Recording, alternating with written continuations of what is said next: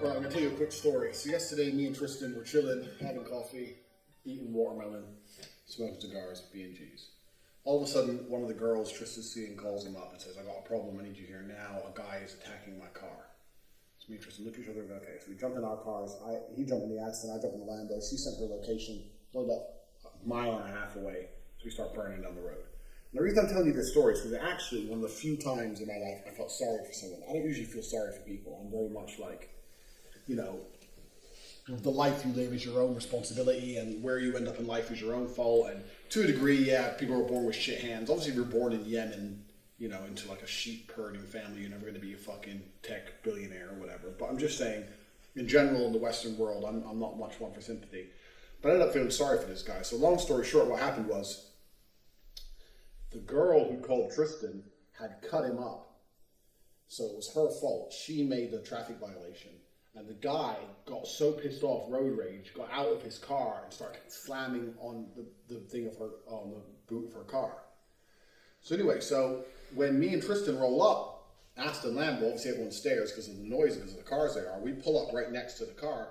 The dude's still like screaming kind of at her, and then he turns and sees these two cars. He's like, "Well, that's a bit weird." Me and T get out and start walking over, and he shits himself and tries to run away. So Tristan goes over and grabs him and goes, "What the fuck you doing?" And roughs him up a bit. Anyway, while he's doing that, I was with Tristan and I realized Tristan had it completely under control. The guy was no match for Tristan anyway. Tristan's like 120 kilo now. So I was like, well, Tristan had him up off the ground and everything. So I asked the girl what happened. The girl was like, "Oh, well, I was driving and I pulled out on him and it was an accident and he went psycho." And I went over to Tristan. I said, "Okay, just let him go." Tristan goes, "Let him go." I said, "Yeah, let him go." So anyway, that's the end of the story. So me and Tristan went for coffee back when the girl left, blah, blah, blah, back for coffee after we did our little policing job. Went back to coffee. And I was sitting there saying to Tristan, I said, "I felt sorry for that guy." And he said, "Why?" I said, "He was completely in the right from a traffic perspective." He says, "You have to understand, this dude's driving down the road. Some bitch who's 10 out of 10, hotter than he will ever get in his life, pulls out directly in front of him in a Porsche Cayenne. My guy has an old Citroen worth about 4,000. This girl's driving, and this is in Romania. This is where the average wage is about 500 euro a month. This girl's driving a 95,000 euro car. So she's in the upper echelons of income, like you were just about. So you're driving down the road. You're 30-something.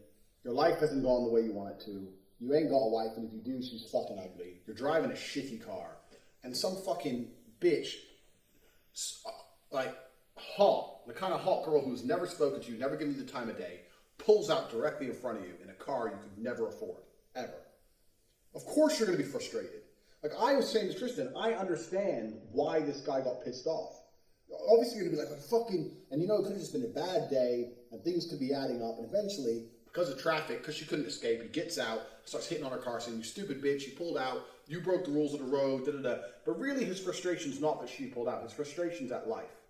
And then to add insult to injury, $500,000 worth of cars pull up. She makes one phone call while you're yelling at her, this pretty girl, and $500,000 of cars turn up. And me and Tristan get out.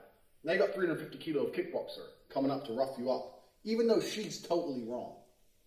And the reason I felt sorry for him, and I'll say to Tristan, is it just shows that everyone has a place in life, and it's the reality. It's the reality of the world. I'm not Tom Cruise. I'm not famous. Me and Tristan are not famous. We're famous in Romania, tabloid bullshit, but we're not famous in any real sense. We do have a high income. We are physically large. We are young. We have a lot of assets that go in our favor.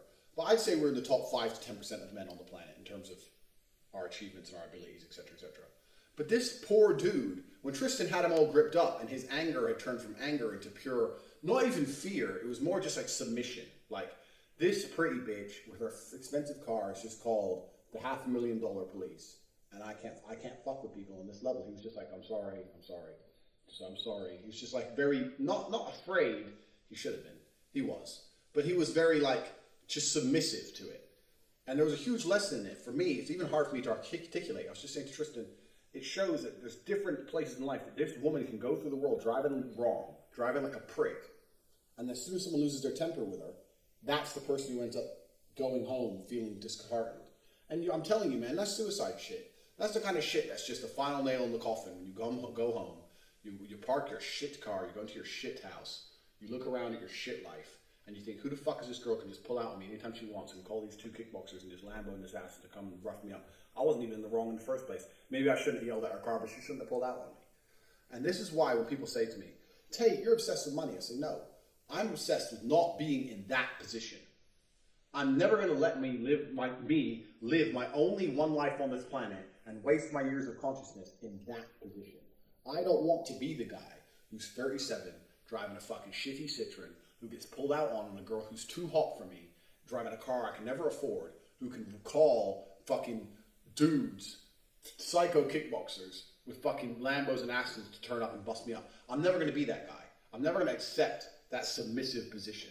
And that's why I say when I talk about money and achievement and training and all these things, how important they are, because if you don't find those things important, well, then you're just accepting your place lower down.